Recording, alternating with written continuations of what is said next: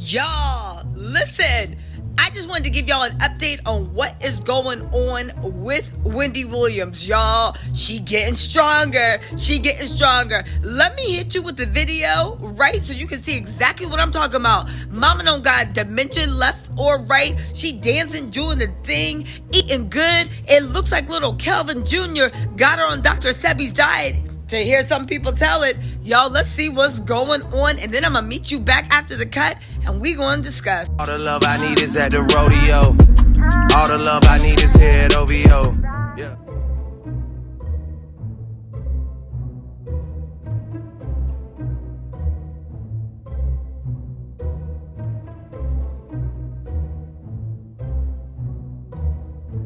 Yo, there you have it, straight from Wendy's own son's mouth, I guess. Listen, she is looking happy. She is looking healthy. She is looking confident.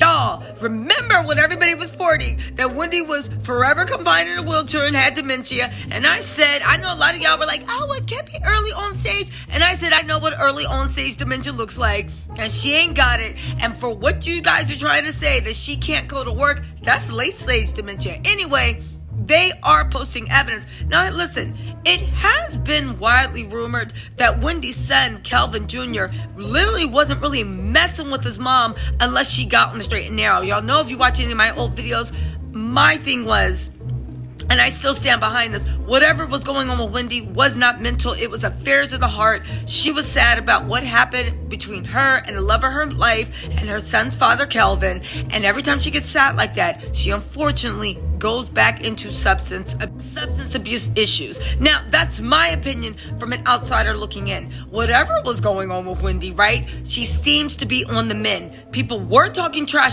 about her keeping counseling when she can go to work. But listen, we all know there's jobs, and just because Wendy's rich and famous, right? Thank God she got a name behind her because they tried to replace her. But we all know those jobs that will have you come in when you're on your last leg and they really don't give a damn. It's better, Wendy, take the time to take a step back and truly heal emotionally and physically from what's going on than move a step forward. However, we can say by her son posting this video on his Instagram, he is proud of the progress his mommy is making. And it looks like because he is a proponent of Dr. Sebi, it looks like he might have that alkaline, good diet working on his mama. And that's why she's looking good and feeling good.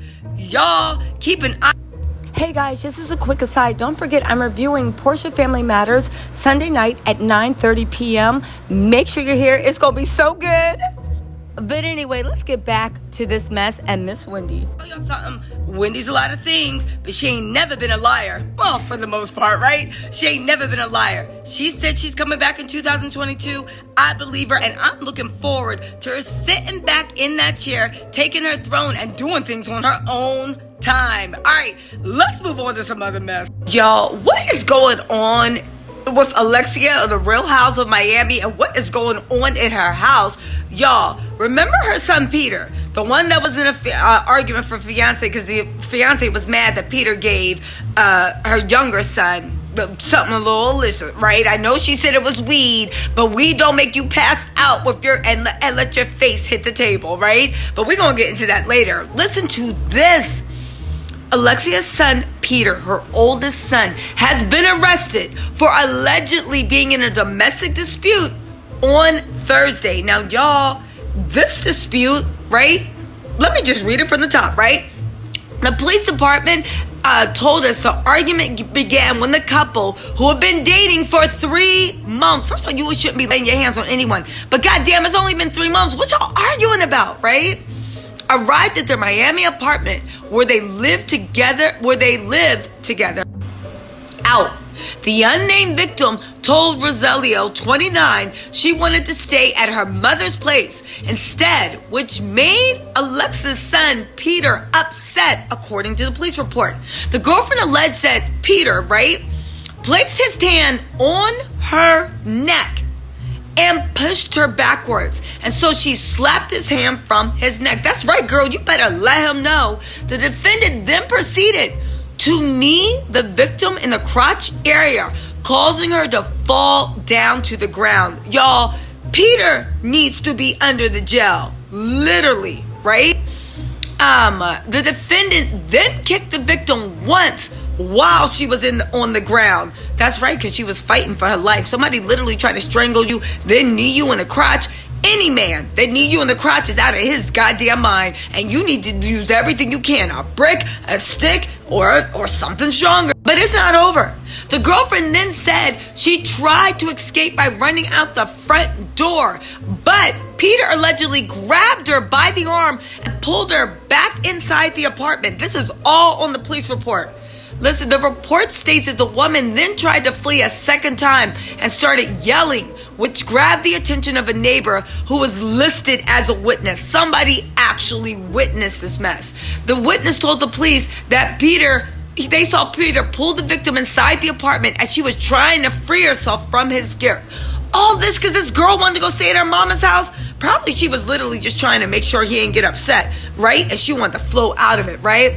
The neighbor brought the girlfriend into their apartment, at which time they proceeded to call the police. The young woman appeared distressed, right? And had visible redness to her face and neck area, and she had pain in her crotch area. She was treated at the scene.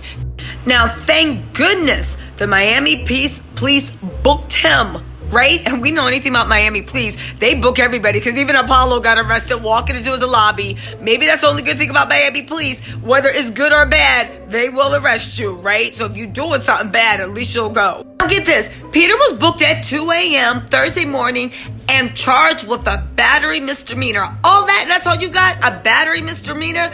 All right. You know what? Scratch what I said about a Miami police, because that should have been aggravated assault. Anyway, his bond was set at $1,500, and at the time of this publication, he has not issued a statement. Y'all, now if you've been watching Real Housewives of Miami, and if you haven't, you should, because it's actually really good, you would know that Alexia, Peter, Todd, that's her fiance, right? She's talking about, this is the first white guy I've ever been with.